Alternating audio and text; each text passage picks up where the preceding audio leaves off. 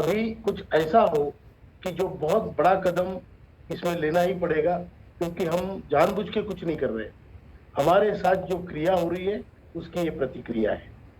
तो अगर सरकार ने हमारे बारे में नहीं सोचा तो हमें भी सरकार के बारे में सोचना पड़ेगा। ये बहुत बड़ा स्टेटमेंट है, लेकिन हमें कोई चारा नहीं है। अभी पिछले कई दिनों से पेंशन बढ़ोतरी के प्रस्ताव पर निर्णय की आशा में पेंशनर इंतजार कर रहे हैं। एनएसी के राष्ट्रीय पदाधिकारी और दिल्ली की टीम सभी मंत्रालय और ऑफिसों के सुबह से शाम तक चक्कर लगा रही है। देश भर में पेंशनरों के मन में जिज्ञासा है कि आखिर हो क्या रहा है। इसी सब की जानकारी देने और आंदोलन की भावी रणनीति तय करने के लिए एनएसी की राष्ट्रीय स्तर की जूम मीटिंग आयोजित की गई। उस मीटिंग में क्या हुआ और क्या निर्णय लिए गए, इसकी जानकारी के लिए देखिए ये वीडियो। और आपने अभी तक इस चैनल को सब्सक्राइब ना किया हो तो पहले लाइक और सब्सक्राइब जरूर कर दें। आज एनएसी की जूम मीटिंग आयोजित हुई, जिसमें देश भर के वरिष्ठ पदाधिकारियों ने भाग लिया। जूम मीटिंग में साउथ इंडिया के पदाधिकारियों के लिए मीटिंग का संचालन नेशनल कोऑर्डिनेटर रमाकांत नरगुण जी ने तथा शेष भारत के लिए राजीव भटनागर ने किया।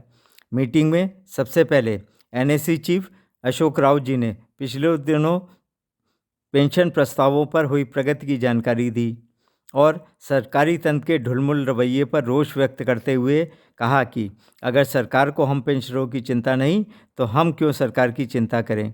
ऐसे लोकतंत्र से क्या फ़ायदा। बहुत बड़ी ताकत दिखनी चाहिए। अगर ये दिखती है तो फिर आपकी जीत है।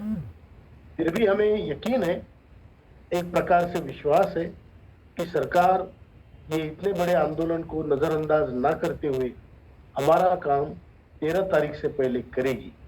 अगर नहीं करती है तो हमें चाहे जो हो परिणाम, जो भी परिणाम हो, हम अपनी पूरा जोर लगा के हम अपनी बात सरकार के, देश के पटल पे रखेंगे। ये हमें करना ही है, क्योंकि ये हमारे लिए कोई मजाक की बात नहीं है, ये कोई पॉलिटिकल मुद्दा नहीं है, हमारे जीवन मरण का, स्वाभिमान का प्रश्न है।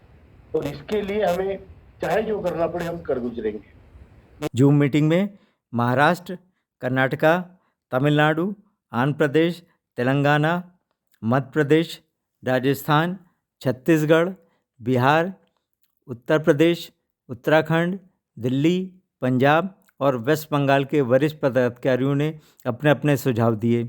सभी पदाधिकारियों का कहना था कि एनएसी के राष्ट्रीय नेतृत्व ने पिछले कई दिनों से पेंशन बढ़ोतरी कराने की हर संभव कोशिश की है और इस कार्य में बहुत प्रगति भी हुई है। पर अगर 6 मार्च तक सरकार कोई घोषणा नहीं करती है तो 7 मार्च से लेकर 11 मार्च तक देशव्यापी आंदोलन करना चाहिए और आगामी लोकसभा चुनाव का बहिष्कार करने के निर्णय की घोषणा करने से पूर्व मुख्य चुनाव आयुक्त को इस आशय की चेतावनी देनी चाहिए, तभी सरकार जागेगी। मीटिंग के अंत में महासचिव वीरेंद्र सिंह राजावत ने भी अपने विचार रखते हुए सभी का मार्गदर्शन किया।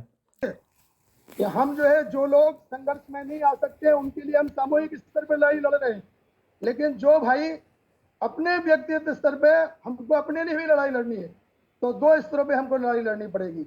और जितने भी आप लोगों के जितने भी सुझाव आए हुए हैं सब हमारे पास में है।